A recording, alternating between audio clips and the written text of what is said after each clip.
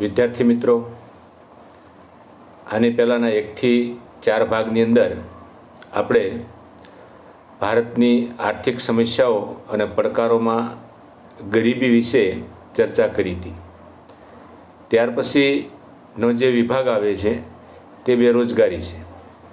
આપણે પ્રકરણની શરૂઆતમાં જ તમને કહેવામાં આવ્યું હતું કે આખા પાઠને આપણે 2 વિભાગમાં વહેંચવાનો છે. તો ગરીબીનું જે વિભાગ અથવા સેક્શન હતું એ અહીંયા પૂરું થાય છે અને હવે ત્યાર પછી બેરોજગારીનું વિભાગ શરૂ કરીએ છીએ. જેવી રીતે ગરીબીના કારણો, ગરીબી અટકાવવા માટેના પ્રયત્નો કરવામાં આવેલા ભારત સરકાર દ્વારા, રાજ્ય સરકાર દ્વારા, ગરીબીનો અર્થ, ગરીબી એટલે શું, આવી ભારતમાં ગરીબીનું માપન, આવા મુદ્દાઓ ઉપર આપણે ચર્ચા કરી હતી. એની જેમ જ 17મા પાઠમાં જે સમસ્યાઓ અને પડકારો છે એમાંનો એક પડકાર બેરોજગારી. તો બેરોજગારી એટલે શું, બેરોજગારીનો અર્થ શું કહેવાય, ભારતમાં બેરોજગારીનું પ્રમાણ શું છે, એના કારણો કેવા છે, એને અટકાવવા માટે ભારત સરકાર અથવા રાજ્ય સરકાર કેવા પ્રયત્નો કરે છે, એના વિશે આપણે આ બેરોજગારીના વિભાગની અંદર ચર્ચા કરવાની થશે. તો સૌથી પહેલાં બેરોજગારી. ભારતની વર્તમાન સમસ્યાઓ પૈકીની ગંભીર આર્થિક સમસ્યા બેરોજગારી છે. આ સમસ્યાઓ લાંબા ગાળાની અને અર્થતંત્રમાં ઊંડે ઘર કરી ગયેલી સમસ્યા છે. વિશ્વના મોટાભાગના દેશો બેરોજગારીની સમસ્યામાંથી પસાર થઈ રહ્યા છે. તો સામાન્ય રીતે એમાં આપણે કહી શકીએ કે વર્તમાન સમસ્યાઓ જે છે એ પૈકીની ગંભીર અને આર્થિક સમસ્યા જો કોઈ હોય તો તે બેરોજગારી છે અને આ લાંબા ગાળાની બેરોજગારી ગણવામાં આવે છે. અર્થતંત્રની અંદર જ્યાં સુધી બેરોજગારીનું પ્રમાણ ઓછું નહીં થાય અથવા એની માટે કોઈ વિકલ્પો પૂરતા પ્રમાણમાં પૂરા નહીં પાડવામાં આવે ત્યાં સુધી અર્થતંત્રને ધબકતું અથવા ઉચ્ચ સ્તર ઉપર લઈ જવું ખૂબ મુશ્કેલ છે. એટલે આપણે ટૂંકમાં કહી શકીએ કે અર્થતંત્રમાં ઊંડે ઘર કરી ગયેલી આ સમસ્યા છે. વિશ્વના મોટાભાગના દેશો બેરોજગારીની સમસ્યામાંથી પસાર થઈ રહ્યા છે. માત્ર ભારતમાં જ બેરોજગારીનો પ્રશ્ન છે એવું નથી, પણ વિશ્વના ઘણા દેશો એવા છે, મોટાભાગના દેશો જે વિકાસશીલ દેશો છે, ત્યાં પણ આવી બેરોજગારીનો પ્રશ્ન ઉદ્ભવે છે. તો એમ કહેવાય કે લાંબા ગાળાની સમસ્યા, અર્થતંત્રમાં ઊંડે ઘર કરી ગયેલી સમસ્યા અને વિશ્વના મોટાભાગના દેશો એ સમસ્યાઓમાંથી પસાર થઈ રહ્યા છે. તે અંગે આપણે બહાર લાવવા માટે દરેક દેશ કોઈને કોઈ નાના ઉદ્યોગો, ગૃહ ઉદ્યોગો, કુટીર ઉદ્યોગો, મોટા પાયાના ઉદ્યોગો, આવી કોઈને કોઈ યોજનાઓ દ્વારા લોકોને રોજગારી આપવા માટે પ્રયત્ન કરે છે. તો એમાં બેરોજગારીનો અર્થ, હવે અહીંયા બેરોજગારીનો અર્થ શું છે એના વિશે આપણે જોવાનું છે. જે પુખ્ત વયની વ્યક્તિ જેની ઉંમર 15થી 60 વર્ષની હોય, જે બજારમાં પરવડતા વેતન દરે એ કામ કરવાની ઈચ્છા અને વૃત્તિ ધરાવતો હોય, કામ કરવા યોગ્ય શક્તિ અને યોગ્ય લાયકાત ધરાવતી હોય, કામની શોધમાં હોવા છતાં તે કામ મેળવી શકતો ન હોય, તો તે વ્યક્તિ બેકાર કે બેરોજગાર કહેવાય છે. આવી સામૂહિક પરિસ્થિતિને બેરોજગારી કહેવાય છે.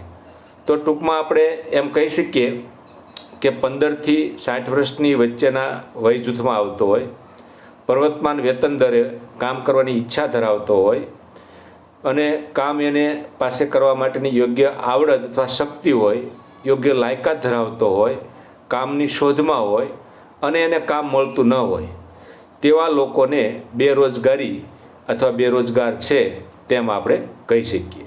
તો આવી લાંબા ગાળાની અને સામૂહિક જે પરિસ્થિતિનું નિર્માણ થાય છે તેને સામૂહિક પરિસ્થિતિને બેરોજગારી અથવા સામૂહિક બેરોજગારી કહેવામાં આવે છે. તો 15થી 60 વર્ષની વયજૂથ કામ કરવાની ઈચ્છા ધરાવે છે, પ્રવર્તમાન વેતન એટલે કે ચાલુ વેતને કામ કરવા માટે સક્ષમ છે અને તેમ છતાં એને કામ નથી મળતું, તેવા લોકોને બેકાર અથવા બેરોજગાર આપણે કહી શકીએ. જો કોઈ વ્યક્તિ પ્રવર્તમાન બજારના વેતન દર કરતાં વધુ વેતન માગે, 15થી 60 વર્ષ વચ્ચેની વયના જૂથમાં જેનો સમાવેશ ન થતો હોય, અપંગ હોય, અશક્ત હોય, રોગિષ્ઠ હોય કે વૃદ્ધ હોય, આળસુ હોય, ગૃહિણીઓ હોય, તેઓ શક્તિ હોવા છતાં કામ કરવાની વૃત્તિ કે તૈયારી ધરાવતા ન હોય એવી વ્યક્તિઓ બેરોજગાર ગણાય નહીં. સૌથી પહેલો વિભાગ બેરોજગાર કોને કહેવાય અને બેરોજગારમાં કોને ન ગણવા એના વિશે વાત કરવામાં આવી છે. તો 15થી 60 વર્ષની વચ્ચેની વયજૂથમાં આવતો હોય, વ્યક્તિ અપંગ હોય, અશક્ત હોય, રોગિષ્ઠ હોય કે વૃદ્ધ હોય, આળસુ હોય, ગૃહિણીઓ એટલે ઘરકામ કરવાવાળી વ્યક્તિઓ હોય અને શક્તિ હોવા છતાં કામ કરવાની વૃત્તિ કે તૈયારી ધરાવતા ન હોય એવી વ્યક્તિઓને બેરોજગાર ગણવામાં આવતા નથી. ઘણીવાર આપણે જોતા હોઈએ છીએ કે 15થી 60 વર્ષની વયજૂથની અંદર ઘણા એવા આપણા ભારતની પણ વિશ્વના ઘણા દેશોની અંદર ભારતનો પણ એમાં સમાવેશ કરી શકાય કે ઘણા અપંગ હોય, અશક્ત હોય, કોઈ રોગના ભોગ બનેલા હોય, વૃદ્ધો થઈ ગયેલા હોય, આળસુ હોય કે કાંઈ કામ નથી કરવું, હવે આપણો 60 વર્ષ પૂરા થઈ ગયા અને ઘરની અંદર કામ કરવાવાળી વ્યક્તિ હોય તો આવી વ્યક્તિઓને આપણે બેરોજગાર ગણતા નથી. તો ભારતમાં બેરોજગાર કોને ગણવા અને બેરોજગાર કોને ન ગણવા એ અંગેનો આપણે આ ચર્ચા કરી. હવે બેરોજગારીનું સ્વરૂપ તો સામાન્ય રીતે અલગ અલગ પ્રકારની બેરોજગારીઓ આપણને જોવા મળે છે. સૌથી પહેલું ઋતુગત બેરોજગારી. હવે ઋતુની અંદર જે પરિવર્તનો આવે એના કારણે લોકોને બેરોજગાર રહેવું પડતું હોય તેવા પ્રકારની મોસમી અથવા ઋતુગત બેરોજગારી તરીકે ઓળખવામાં આવે છે. ભારતમાં કૃષિ ક્ષેત્રે સિંચાઈની અપૂરતી સગવડો છે, વરસાદની અનિયમિતતા અને વૈકલ્પિક રોજગારીની તકોના અભાવે 3થી 5 માસ બેરોજગાર રહેવું પડે છે. તેને ઋતુગત કે મોસમી બેરોજગારી કહે છે. હવે સામાન્ય રીતે એમ કહેવાય કે ભારત મોસમી આબોહવા ધરાવતો પ્રદેશ છે. ઘણીવાર વરસાદ સારો એવો પડી જાય, ઘણીવાર ન પડે, ઘણીવાર એકવાર વરસાદ આવી અને જતો રહે.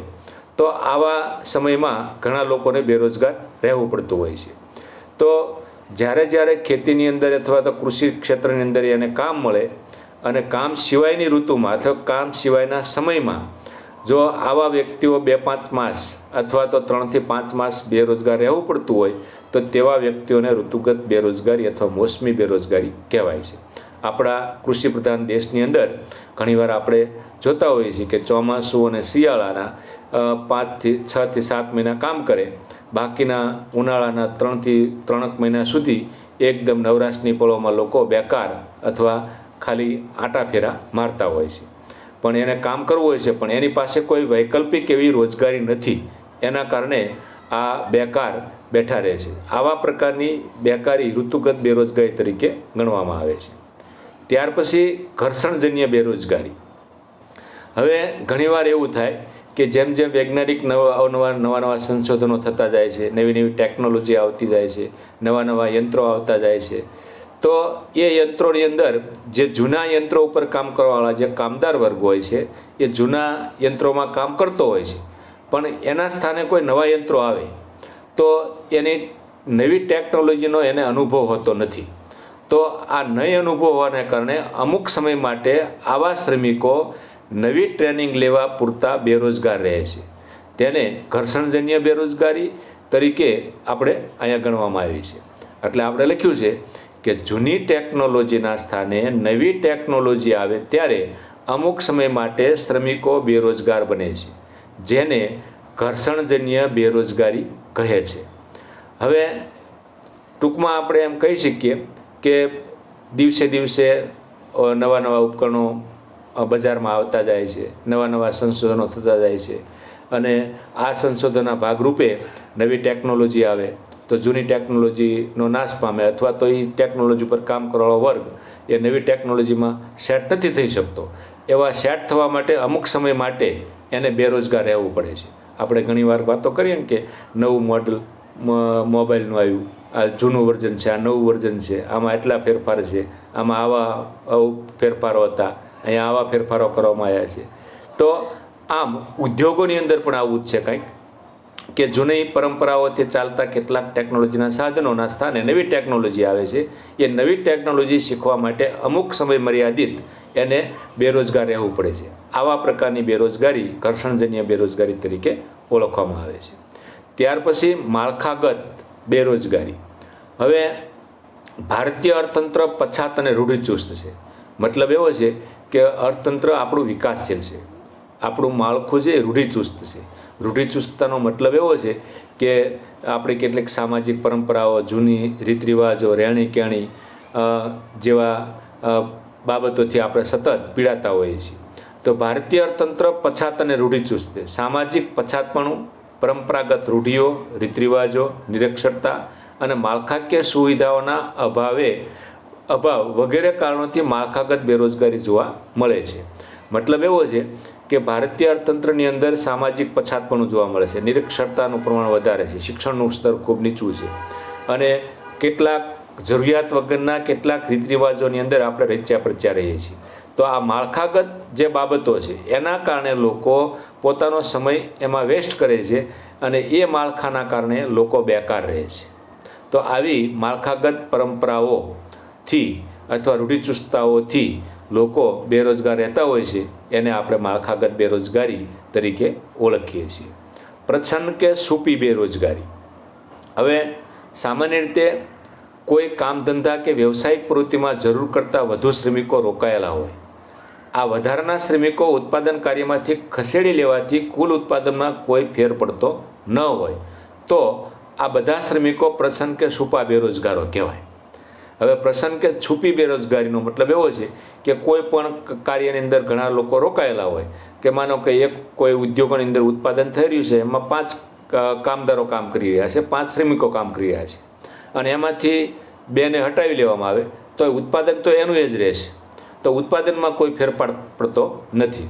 તો આ 2 વ્યક્તિઓને જેને તેમાંથી કામ કરવામાંથી દૂર કરી દેવામાં આવ્યા તે છૂપી અથવા પ્રચ્છન્ન બેરોજગારીમાં જીવી રહ્યા છે. અથવા આપણા ભારતના સંદર્ભમાં આપણે વિચારીએ કે ભારત એક કૃષિ પ્રધાન દેશ છે. ખેતીની અંદર 5 વ્યક્તિ કામ કરતી હોય તોય ઉત્પાદન એટલું થવાનું છે, 10 વ્યક્તિ કામ કરતી હોય તો પણ ઉત્પાદન એટલું થવાનું છે. તો વધારાના જે લોકો જરૂરિયાત કરતાં વધારે જે કામ પ્રવૃત્તિમાં રોકાયેલા રહે છે તેવા પ્રકારના શ્રમિકોને છૂપી અથવા પ્રચ્છન્ન બેરોજગારીમાં જીવન જીવતા ગણવામાં આવે છે. ત્યાર પછી ઔદ્યોગિક બેરોજગારી. ઔદ્યોગિક ક્ષેત્રે થતા ફેરફારોને લીધે વ્યક્તિએ ટૂંકા કે લાંબા સમય માટે કામ વિનાનું થવું પડતું હોય તો તેવી સ્થિતિને ઔદ્યોગિક બેરોજગારી તરીકે ઓળખવામાં આવે છે. હવે અહીંયા એવું કહેવામાં આવ્યું છે કે ઔદ્યોગિક ક્ષેત્રે થતા ફેરફારોને લીધે કોઈ નવા ઉપકરણોનો સમાવેશ કરવામાં આવતો હોય, કોઈ આકસ્મિક રીતે વીજળી કાપ રહેતો હોય, કોઈ નવી ટેકનોલોજી આવતી હોય તો કોઈ એમાં નવા ફેરફારો થતા હોય, શ્રમિકોને ટ્રેનિંગ લેવી પડતી હોય, તો એ ગાળા દરમિયાન ઔદ્યોગિક ક્ષેત્રે જે કંઈ નવા ફેરફારો થઈ રહ્યા છે એ ફેરફારોના સમયગાળામાં ટૂંકા અથવા લાંબા સમય માટે એને કામ વિનાનું થવું પડતું હોય તો તેવી સ્થિતિને ઔદ્યોગિક બેરોજગારી તરીકે ઓળખવામાં આવે છે. ત્યાર પછી શિક્ષિત બેરોજગારી. હવે હાલમાં ભારતની અંદર અને એમાં ગુજરાત અને ભારત જેવા સમગ્ર દેશની અંદર આપણા શિક્ષિત બેરોજગારીનું માળખું ખૂબ ઊંચું જતું જાય છે. દેશમાં નવી ટેકનોલોજીના શિક્ષણના ક્ષેત્રો અસ્તિત્વમાં આવ્યા, લોકોએ ડિગ્રીઓ પ્રાપ્ત કરી, પછી ડિગ્રીઓ આધારિત એને જોબ ન મળ્યા અથવા કામ ન મળ્યું તો આવા શિક્ષિત જે બેરોજગારો છે તેનું પ્રમાણ આજે ભારતમાં દિવસે ને દિવસે વધતું જાય છે. તમે સામાયિકો અથવા પેપર ન્યૂઝ વાંચતા હો તો એની અંદર બેરોજગારી માટેના કેમ્પો યોજવામાં આવશે અને લોકોને રોજગારી પૂરી પાડવામાં આવશે, આવી બધી નાની મોટી ચર્ચાઓ ચાલતી હોય છે. તો અહીંયા શિક્ષિત બેરોજગાર કોને ગણવા? તો કે જેને ઓછામાં ઓછું માધ્યમિક શિક્ષણ મેળવ્યું હોય અને જો વ્યક્તિ બેરોજગાર હોય તો તેને શિક્ષિત બેરોજગાર કહેવામાં આવે છે. મિત્રો, તમે 10મા ધોરણમાં બધા ભણો છો, તમારું 10મા ધોરણનું વર્ષ પૂરું થશે એટલે તમે માધ્યમિક શિક્ષણ પ્રાપ્ત કર્યું તેમ કહેવાય. હવે જે વ્યક્તિએ ઓછામાં ઓછું માધ્યમિક શિક્ષણ પ્રાપ્ત કર્યું હોય, શિક્ષણ મેળવ્યું હોય તેવા વ્યક્તિઓને કોઈ નાના મોટા કામની અંદર જો રોકાયેલા ન હોય અને બેકાર રખડતા હોય તો આવા તમામ વ્યક્તિઓ શિક્ષિત બેરોજગાર છે તેમ કહેવાય. તો ભારતની અંદર તો આપણે જોવા જઈએ તો આજે માધ્યમિક, ઉચ્ચતર માધ્યમિક, સ્નાતક, અનુસ્નાતક કક્ષાના ડિગ્રીઓ પ્રાપ્ત કરેલા વ્યક્તિઓ પણ બેકાર રખડે છે અને એને કામ નથી મળતું. તો આપણે પણ આમાં થોડુંક વિચારવું જરૂરી છે કે ભવિષ્યમાં કદાચ આપણે ઉચ્ચ સ્તરીય શિક્ષણ પ્રાપ્ત કરીશું ને આપણને કઈ જગ્યાએ જોબ મળશે અને આપણી સામે કેટલી કોમ્પિટિશન ચાલતી છે એને આપણે કઈ રીતે હેન્ડલ કરી શકશું, કેવા વ્યવસાયમાં જઈશું, એ માટે અત્યારથી આપણે વિચારતું થવું પડશે. કારણ કે તમે જ્યારે માર્કેટમાં જોબ માટે જશો ત્યારે તમારી આગળ કેટલા લોકો ઊભા છે એનો તમને આંકડો પણ મેળવવો મુશ્કેલ થશે કે કેટલા લોકો છે. તો આવી સ્પર્ધાત્મક હરીફાઈવાળી પરિસ્થિતિની અંદર હજારોની સંખ્યામાં, લાખોની સંખ્યામાં શિક્ષિત બેરોજગારો કામની શોધમાં ભટકી રહ્યા છે. તો એને કામ મેળવવું છે પણ મળતું નથી, તો આવા શિક્ષિત બેરોજગારો ગણવામાં આવે છે. પણ અહીંયા માધ્યમિક શિક્ષણ જેને મેળવ્યું હોય તેવા લોકોને શિક્ષિત બેરોજગાર તરીકે ગણવામાં આવે છે. ત્યાર પછી ભારતમાં બેરોજગારીનું પ્રમાણ. હવે જેવી રીતે ભારતમાં ગરીબીનું પ્રમાણ આપણે જોયું હતું તેમ અહીંયા ભારતમાં બેરોજગારીના પ્રમાણ વિશે થોડીક માહિતી આપવામાં આવી છે. તો ભારતમાં બેરોજગારીનું પ્રમાણમાં રાજ્યવાર સ્થિતિ અલગ અલગ છે. દરેક રાજ્યની સ્થિતિ જુદી જુદી છે. ગુજરાત હોય, મહારાષ્ટ્ર હોય, મધ્યપ્રદેશ હોય, રાજસ્થાન હોય, બિહાર હોય, ઝારખંડ હોય, છત્તીસગઢ હોય, જમ્મુ કાશ્મીર હોય, કેરળ હોય, કર્ણાટક હોય, આંધ્રપ્રદેશ હોય, આસામ હોય, અરુણાચલ પ્રદેશ હોય, મેઘાલય હોય, ત્રિપુરા હોય. આવા અલગ અલગ રાજ્યોની અંદર અલગ અલગ સ્થિતિઓ બેરોજગારીની જોવા મળે છે. રોજગાર વિનિમય કચેરીમાં રોજગાર વાંચુઓની નોંધણી કરવાની ઉદાસીનતાને કારણે સંખ્યામાં તેનું ચોક્કસ પ્રમાણ કે અંદાજ કાઢવો મુશ્કેલ છે. જો દરેક જિલ્લાની અંદર એક રોજગાર વિનિમય કચેરી આવેલી છે. જે લોકો ઓછામાં ઓછું માધ્યમિક શિક્ષણ પ્રાપ્ત કરે એટલે આપણે રોજગાર વિનિમય કચેરીમાં એની નોંધણી કરાવવાની હોય છે. પણ મોટાભાગના વ્યક્તિઓ નોંધણી કરાવવા જતા નથી. તો જેને રોજગારીની શોધ છે, રોજગારી માટે રોજગાર વાંચુઓ જે છે, નોંધણી કરાવવાની ઉદાસીનતાના કારણે કેટલા લોકો બેરોજગારી નીચે જીવન જીવી રહ્યા છે એનો આપણને ચોક્કસ ખ્યાલ આવતો નથી. તેમ છતાં ભારત સરકારના શ્રમ અને રોજગાર મંત્રાલય દ્વારા તથા નેશનલ સેમ્પલ સર્વેના આધારે ભારતમાં બેરોજગારની વ્યાપકતાનો ખ્યાલ આપણને જોવા મળે છે. કારણ કે સામાન્ય એક નાનકડી ભરતી આવે તો પણ તમે જોજો કે લાખોની સંખ્યામાં એના ફોર્મ ભરાતા હોય છે. અને એ ફોર્મના આધારે આપણે એમ કહી શકીએ કે હજારો અને લાખોની સંખ્યામાં લોકો બેરોજગારીની ભટકતો તો બેકાર જોવા મળે છે. રોજગારીની શોધમાં લોકો જીવન જીવી રહ્યા છે. તો 2011ની વસ્તી ગણતરીએ 116 મિલિયન લોકો રોજગારીની શોધમાં હતા. 32 મિલિયન લોકો શિક્ષિત બેરોજગારો અને 84 મિલિયન શિક્ષિત બેરોજગારો હતા જેઓની ઉંમર 15થી 24 વર્ષની છે. તેવા અંદાજે 4.70 કરોડ લોકો બેકાર હતા. હવે 2011ની વસ્તી ગણતરીના આધારે એમ કહેવાય કે 116 મિલિયન લોકો રોજગારીની શોધમાં હતા, તેમાં 32 મિલિયન લોકો શિક્ષિત બેરોજગાર હતા. હવે 32 મિલિયન શિક્ષિત બેરોજગારો જેની પાસે આવડત છે, ડિગ્રી છે, લાયકાત છે, કામ કરવું છે, તેવા લોકોને પણ કામ મળતું નથી. એમાં 84 મિલિયન શિક્ષિત બેરોજગારો હતા જેઓની ઉંમર 15થી 24 વર્ષની અંદર હતી.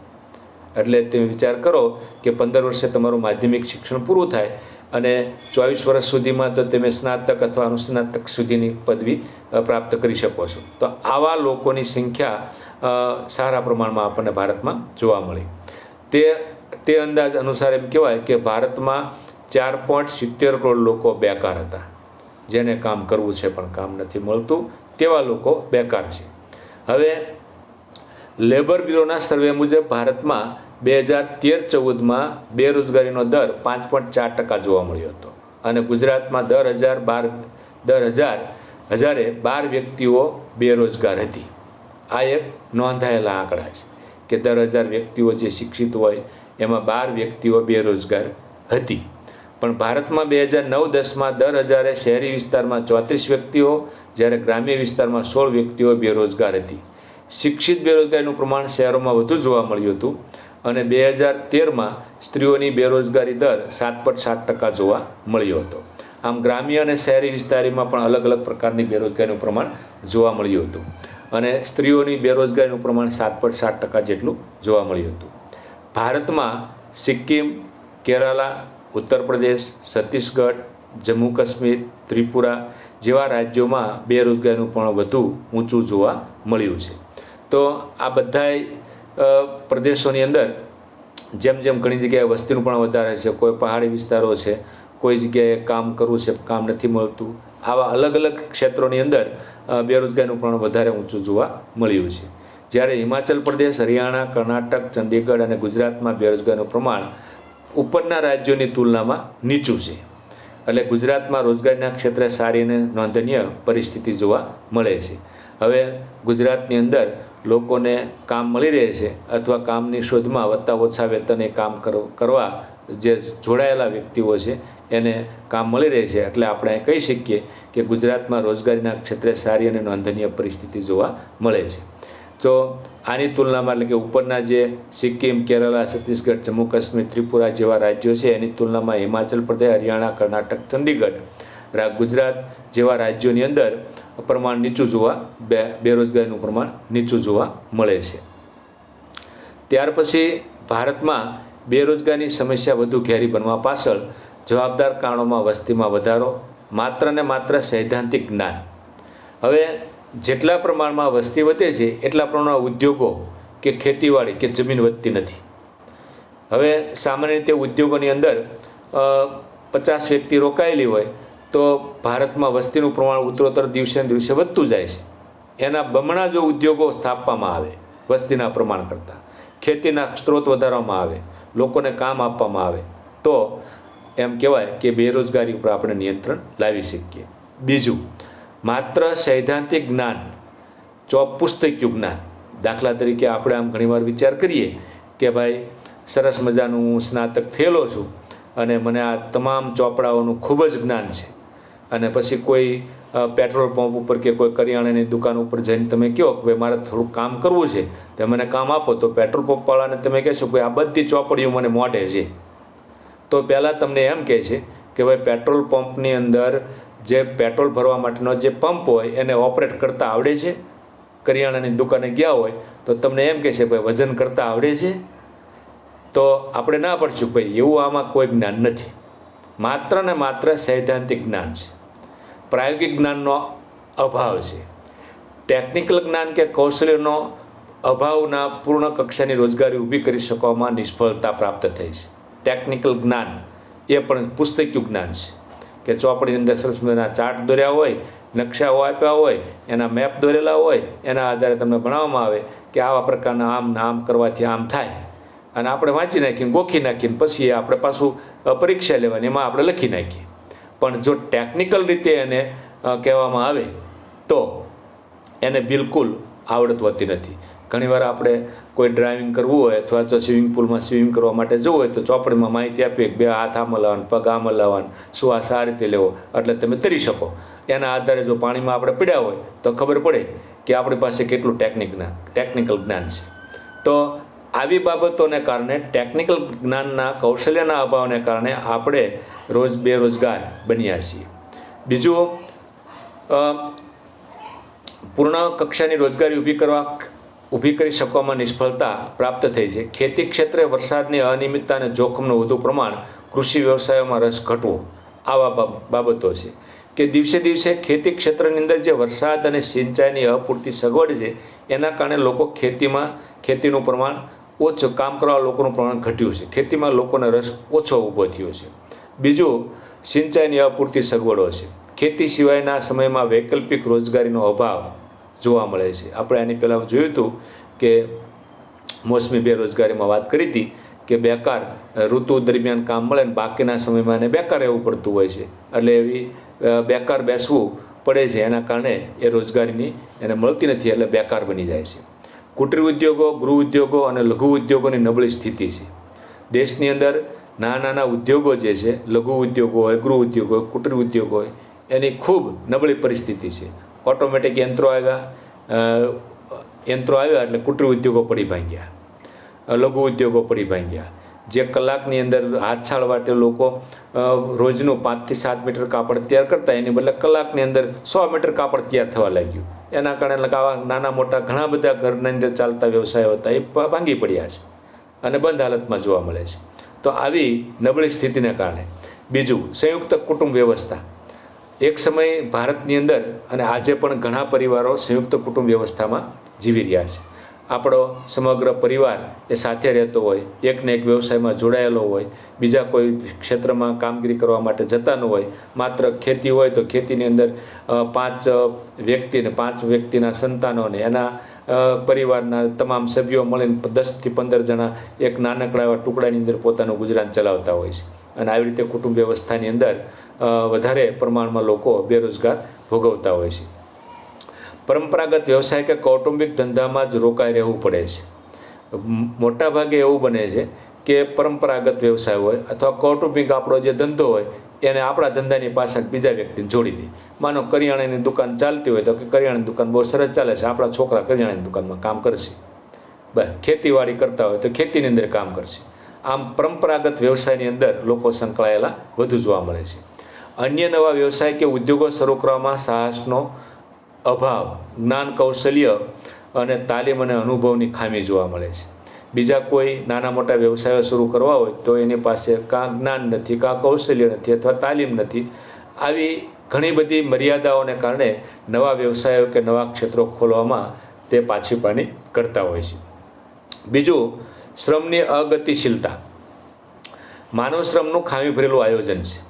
હવે શ્રમ કરવાની જેની પાસે આવડત નથી અને શ્રમ કરવો છે, અને જેને શ્રમ કરવાની આવડત છે તો આવા વ્યક્તિઓ એ અગતિશીલ હોય છે, મતલબ કામ કરવા રોકાયેલા નથી. જેની પાસે ઘણીવાર આપણે જોતા હોય ઘણા વ્યક્તિ પાસે આખો દિવસ કામ કરે, તેની પાસે એવી ઘણી બધી આવડતો હોય છે કે એ આખા 2-5 જણાનો એકલો વ્યક્તિ કામ કરી શકતો હોય, તો એ અગતિશીલ હોય કે બસ મારા પૂરતું થઈ ગયું એટલે મારે કાંઈ જરૂર નથી ને મારે કોઈ બીજાને શીખડાવવું પણ નથી. પછી માનવ શ્રમનું ખામી ભરેલું આયોજન. એકને એક કામમાં 5 વ્યક્તિ રોકાયેલી હોય. એક વ્યક્તિથી આખા દિવસમાં જે કામ પૂરું થતું હોય એના બદલે 5 વ્યક્તિ આ એક કામમાં રોકાયેલા હોય. તો આવું ખામી ભરેલું આયોજન જે છે એના કારણે પણ બેકાર રહેવું પડતું હોય છે. બીજું, ઔદ્યોગિક વિકાસનો ધીમો દર છે. જેટલા પ્રમાણમાં ઝડપી ઔદ્યોગિક વિકાસ થવો જોઈએ દુનિયાના દેશોમાં, એની બદલે આપણા ભારત દેશની અંદર ઔદ્યોગિક ક્ષેત્રે ખૂબ નજીવો વિકાસ થયો છે. તમે જાપાન જુઓ, જર્મની જુઓ, ફ્રાન્સ જુઓ, એની અંદર ખેતીવાડીના ક્ષેત્રમાં રોકાયેલા લોકોની સંખ્યા માત્ર 3, 5 ને 7% જેવા લોકો જ ખેતીવાડીમાં રોકાયેલા છે. અને ભારતમાં તમે જોવા જાઓ 64%ની આસપાસ લોકો ખેતી ક્ષેત્રમાં રોકાયેલા છે. મોટાભાગની ટેકનોલોજીના સાધનો ઉદ્યોગોની અંદર આવા વિકસિત દેશોની અંદર એનું પ્રમાણ જોવા મળે છે. બીજું, નવા ઉદ્યોગ ધંધાના રોકાણના અભાવે શરૂ નહીં થઈ શકવા જેવા અનેક કારણો છે. ઘણા લોકોને કામ ઉદ્યોગો સ્થાપવા છે, નવા ઉદ્યોગ ધંધાઓ શરૂ કરવા છે, એની પાસે પૂરતા મૂડી નથી, નાણું નથી અને રોકાણ નથી કરી શકતા. આવા સંજોગોમાં વ્યક્તિને કામ કરવાની આવડત હોવા છતાં એ ઉદ્યોગ ધંધાઓ શરૂ કરી શકતા નથી. તો આપણે એમ કહી શકીએ કે ભારતમાં બેરોજગારીનો અર્થ એ બેરોજગારી વિવિધ ક્ષેત્રોમાં કઈ રીતે છુપાયેલી છે, ભારતમાં બેરોજગારીનું પ્રમાણ અને ભારતમાં બેરોજગારી ઘેરી બનવા પાછળના જવાબદાર કારણો ટૂંકમાં અહીંયા રજૂ કરવામાં આવ્યા છે. એ કારણો કયા કયા મુખ્ય છે એના વિશે આપણે થોડી ચર્ચાઓ કરી. વિગતવાર જ્યારે ચર્ચા કરવાનો આવશે ત્યારે આપણે એને વધારે સમજવાનો પ્રયત્ન કરશું. આભાર મિત્રો. આ ચોપડીના આધારે તમારી પાસે રજૂ કરવામાં આવ્યું છે. વાંચજો, જોજો અને જેટલું બને એટલું ચોપડી અથવા પાઠ્યપુસ્તક વાંચવાનો પ્રયત્ન કરજો.